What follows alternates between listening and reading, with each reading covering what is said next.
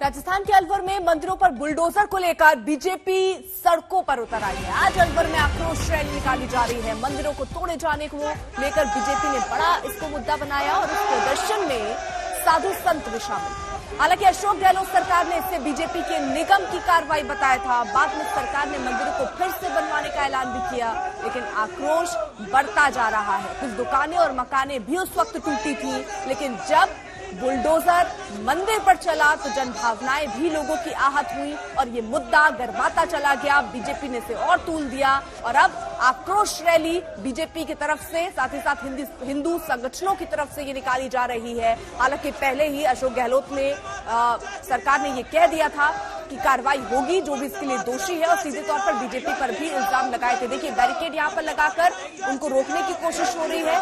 मंदिर तोड़े जाने पर गुस्सा और बवाल अलवर में बढ़ता हुआ नजर आ रहा है। चौकसी वहां बढ़ा दी गई है स्थिति को देखते हुए, तो भारी नाराजगी लोगों में भी है और बीजेपी के जो कार्यकर्ता हैं, नेता हैं और साधु संत समाज है, वो खुलकर आक्रोश जताता हुआ।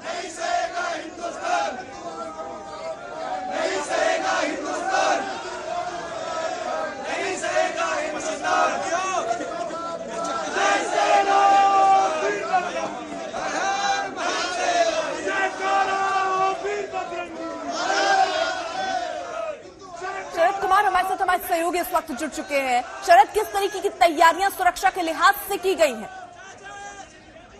देखिए, वहां पर जिस तरह से मंदिर टूटा है उसके बाद बीजेपी और वीएचपी लगातार प्रदर्शन कर रही है। वहां पर राजनगर बचाव संघर्ष समिति का भी गठन किया गया है और जिस तरह से बीजेपी के नगरपालिका अध्यक्ष को बर्खास्त किया गया है, तो बीजेपी हमलावर है और बीजेपी यहाँ इसको स्कोर करना चाहती है कि कांग्रेस शासन में मंदिर टूटा है। हालांकि राजस्थान सरकार ने घोषणा कर दी वहां मंदिर बनाने की, मगर उसके बावजूद वहां पर वीएचपी और बीजेपी अपना प्रदर्शन कर यह दिखाना चाहती है कि मुख्यमंत्री अशोक गहलोत के राज में किस तरह से मंदिर टूट रहे हैं। जहां तक प्रदर्शन की बात है, सुरक्षा व्यवस्था वहां पर की गई है, पुख्ता सुरक्षा व्यवस्था है, मगर कोई और ज्यादा प्रदर्शन नहीं है। वीएचपी का ये प्रदर्शन है, इसलिए वहां पर कोई दूसरा समुदाय का व्यक्ति नहीं है, इसलिए कोई ऐसा अनटुवर्ड इंसिडेंट को लेकर कोई आशंका नहीं जताई जा रही है। मगर हाँ, वीएचपी ने एक प्रदर्शन किया है क्योंकि 6-7 दिन हो गए और लगातार इस तरह से लोगों का एक गुस्सा है, उस गुस्से को भुलाने की कोशिश वहाँ पर बीजेपी कर रही है। और जो पूरा इलाका है वो बीजेपी का कोर वोट बैंक है, वहाँ से कांग्रेस कभी जीतती ही नहीं है, एक आध बात है जीते हैं कभी। तो इस लिहाज से बीजेपी के लिए जरूरी है कि उस अपने इलाके को बांध कर रखे, क्योंकि कांग्रेस लगातार आरोप लगा रही है कि बीजेपी के बोर्ड अध्यक्ष की वजह से मंदिर टूटा था। इसलिए माना जा रहा है कि अलवर का जो इलाका है, अलवर में वैसे भी विश्व हिंदू परिषद और बीजेपी का अच्छा खासा वर्चस्व रहा है, तो वो अपना प्रदर्शन यहाँ पर कर रहे हैं और पूरे जिले भर के कार्यकर्ताओं को विश्व हिंदू परिषद को बुलाया गया है कि मंदिर टूटने को लेकर अशोक गहलोत सरकार को कटघरे में खड़ा किया जाए, ये दिखाया जाए कि अशोक गहलोत सरकार के अंदर मंदिर तोड़ा जा रहा है। तस्वीरें भी सामने रख रहे हैं अलवर में। देखिए किस तरीके से आक्रोश रैली चल रही है, साधु संतों का गुस्सा बढ़ता चला जा रहा है। मंदिर तोड़े जाने का लोग भी अब विरोध कर रहे हैं।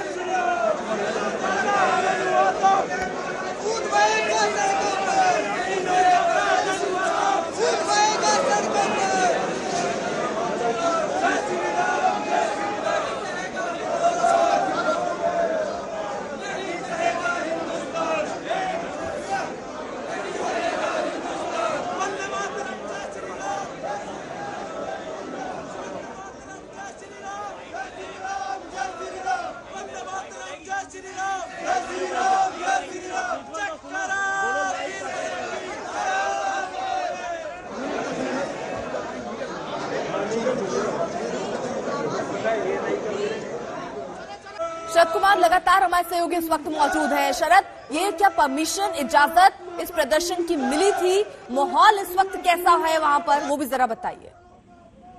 देखिए, परमिशन दी गई थी विरोध प्रदर्शन के लिए, इसलिए यहाँ पर प्रदर्शन किया जा रहा है और विश्व हिंदू परिषद ने पहले ही प्रोग्राम दिया था प्रदर्शन का। देखिए, उस इलाके में की जातीय स्थिति ऐसी है कि वहां पर अगर देखेंगे सोशल मीडिया पर कल से ही जो एसडीएम और जो कार्रवाई की गई है, एक तरफा कार्रवाई, मंदिर को तोड़ दिया गया, मूर्तियों का विध्वंस कर दिया गया। ऐसी मूर्तियों का विध्वंस तो किसी भी काल में नहीं हुआ। मैं एक प्रश्न रखना चाहता हूं आपके माध्यम से भी और पूरे देश के सामने कि जब एक साधारण व्यक्ति की हत्या पर भी धारा 302 की मुकदमा चलता है, तो हमारे यहाँ पर कानून में मंदिरों में स्थापित ठाकुर जी को विधिक व्यक्तित्व दिया गया है। उनकी एक लीगल पर्सनैलिटी है, उनको एक पर्सन का दर्जा है, उनके नाम पर भूमि होती है, उनके नाम पर संपत्ति होती है, जायदाद होता है, उनके नाम पर ट्रस्ट होता है, वो एक विधिक व्यक्तित्व है। जब एक विधिक व्यक्तित्व के आधार को जब नुकसान पहुंचाया जा रहा है, एक तरह से उसका वध